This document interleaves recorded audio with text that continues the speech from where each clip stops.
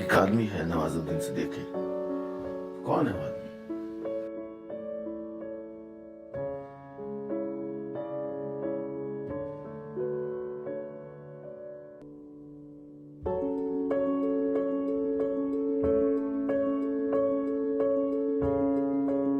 कालापन काफी डिमांड में है आजकल।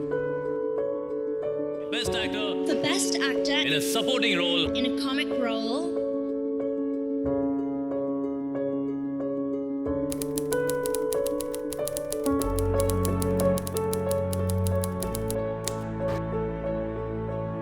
मेरे खुद के रिश्तेदारों ने भी, जब मैंने उनसे इच्छा जाहिर की कि मैं एक्टर बनना चाहता हूं, तो उन्होंने भी मुझे डीमोरलाइज किया कि पहले शक्ल तो देख ले अपनी, क्योंकि 5 फुट का छोटा पतला दुबला सा आदमी, काला कलूटा।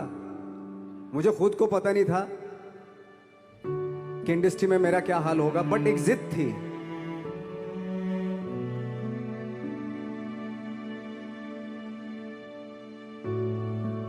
ऐसे दुकानें हैं, यहाँ से फेयर एंड लवली टाइप की नकली ले ली, वो लगा रहा हूँ काफ़ी दिनों तक, वो कोई असर ही नहीं हो रहा कलर पे। गोरा होना चाहता था। मेरी नानी कहा करती थी, खुदा जब हुस्न देता है नज़ाकत, कहीं से सुन रखा होगा उन्होंने भी, खुदा जब हुस्न देता है नज़ाकत आ ही जाती है। तो वो इसलिए कहती थी, उनकी 2 बेटियां थी, एक गोरी थी और एक काली थी। तो काली जब मजाक सेम बात करती थी काली उसी तरीके से, तो उसको चुप तो चेहरा देखा तूने अपना कितना बुरी लगती है। और सेम चीज़ जब वो गोरी लड़की करती थी, माशाल्लाह कितनी खूबसूरत लग रही है, कैसी अदाएं हैं इसके अंदर।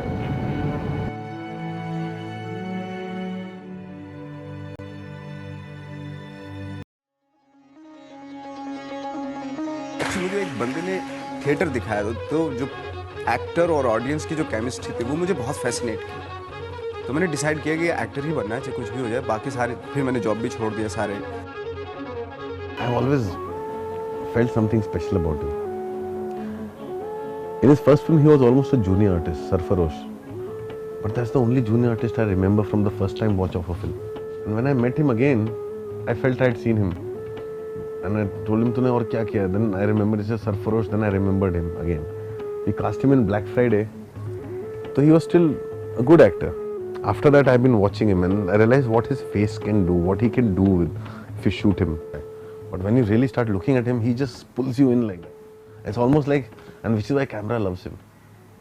मतलब मैं हमेशा ये फील करता हूँ कि अगर कैमरे के पास अनुराग कश्यप बैठे हैं तो मैं दुनिया की सबसे अच्छी एक्टिंग कर सकता हूँ। वो सिक्योरिटी पता नहीं क्यों मुझे अननोइंगली मिलती है, आई डोंट नो, पता नहीं क्या है। इवन शॉट के वक्त पे अगर मेरे से कोई गलती हो जाती जो सिर्फ मुझे मालूम होता था, बाकी किसी को पता नहीं होता था। और जब वो मुझे बताने आते थे तो मॉनिटर से मेरे तक आने के बीच में मुझे मालूम हो जाता था ये बताने आ रहे हैं मुझे, और वही होता था। लेकिन पता नहीं ऐसा रहता है कि इस आदमी ने मुझे चारों तरफ से जो ना सिक्योर करके रखा हुआ है कि तुझे कुछ नहीं होने दूंगा, तुझे कुछ नहीं होने दूंगा, ऐसा फील होता है मुझे। मेरे ख्याल से मैं दुनिया की सबसे अच्छी एक्टिंग कर सकता हूँ उस आदमी के साथ। पॉपकॉर्न खाए हो कभी? कैसा बनता है जानते हो? कालापन काफी डिमांड में है आजकल। बकचोदी करना एक बात है, और दूसरे की आंख में आंख डाल के उसकी छाती में गोली दागना दूसरी बात है। फट के हाथ में जाती है। तुम इंजीनियर हो ना, हम तो आउटसोर्सिंग करते हैं यमराज के लिए। जब तक तोड़ेंगे नहीं तब तक छोड़ेंगे। बाप का, दादा का, भाई का, सबका बदला लेकर तेरा फैजल।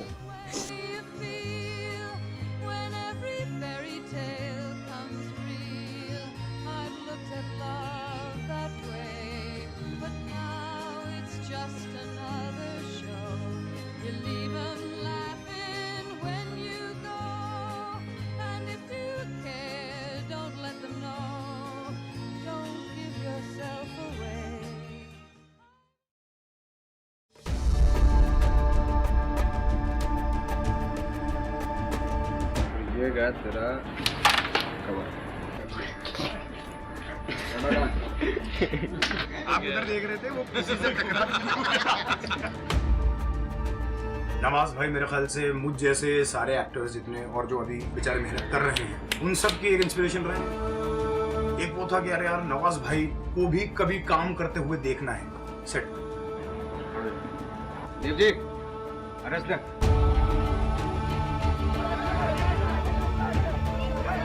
मजमूदार का जो कैरेक्टर जो मैंने प्ले किया है कैरेक्टर इस बार इसका दी एंड वो बहुत प्रोफेशनल भी है, कोर्ट की जगह कोर्ट में बोल दिया सेंसिबिलिटी भी है उसके पास, और जिसके पीछे वो पड़ा है उसको लाइक भी करता है वो।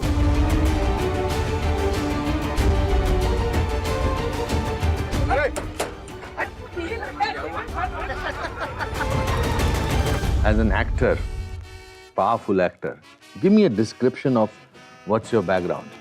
हमारा था जॉइंट फैमिली थी और सब फार्मर थे। आई थिंक कोई 50 के आसपास लोग रहते थे, एक ही बड़ा सा घर था, उसी में सब लोग रहते थे। और सुबह उठे अपना और गए फार्मिंग के लिए जाते थे, शाम को आ जाते थे, इस तरह ये था। और खाली टाइम में जब फार्मिंग नहीं होती थी तो उस वक्त पे उसी वक्त पे शादियाँ वादियाँ ये वो, तो बहुत ही बड़ी फैमिली थी एक्चुअली।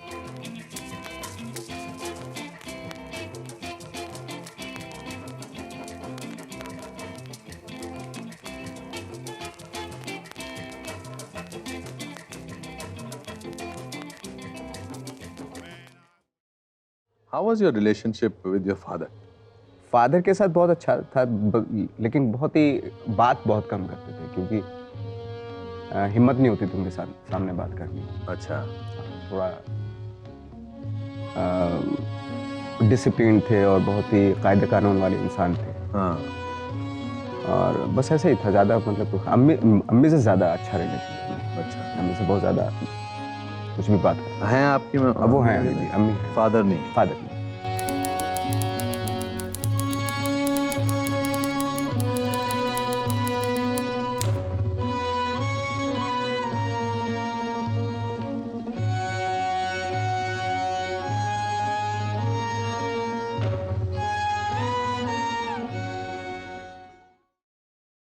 मैं अम्मी को थैंक्स बोलने से पहले सॉरी बोलना चाहता हूँ, क्योंकि बहुत ठेस पहुँचाई है मैंने।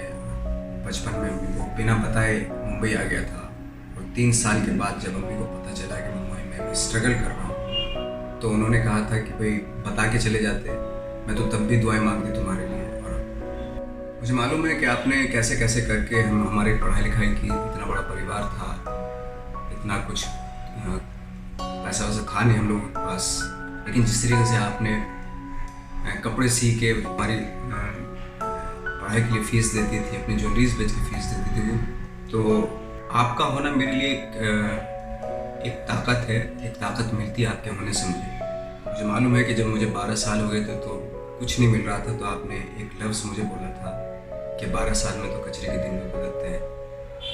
तो वो सुन के मुझे और मेहनत करने का मोटिवेशन मिला। कामयाब हूँ ना हूँ, लेकिन मेहनत करता रहूँगा। इस तरह की जो मोटिवेट करती थी आपकी बातें, आपकी लाइफ, वो मेरे लिए बहुत मायने रखती है। किसी पार्क की बेंच पे बैठ के एक अनजान आदमी को बताएं कि एक आदमी है नवाजुद्दीन सिद्दीकी, कौन है वो आदमी? कंफ्यूज है, ये बोलूँगा, बहुत ही कंफ्यूज आदमी है। मैं हूँ कंफ्यूज, कंफ्यूजन बहुत है मेरी लाइफ में अभी भी। जैसे आई डोंट नो, पता नहीं क्या कुछ चीज़ है, बहुत सारी चीज़ें हैं जिनके जवाब मुझे अपने आप से चाहिए, है ना।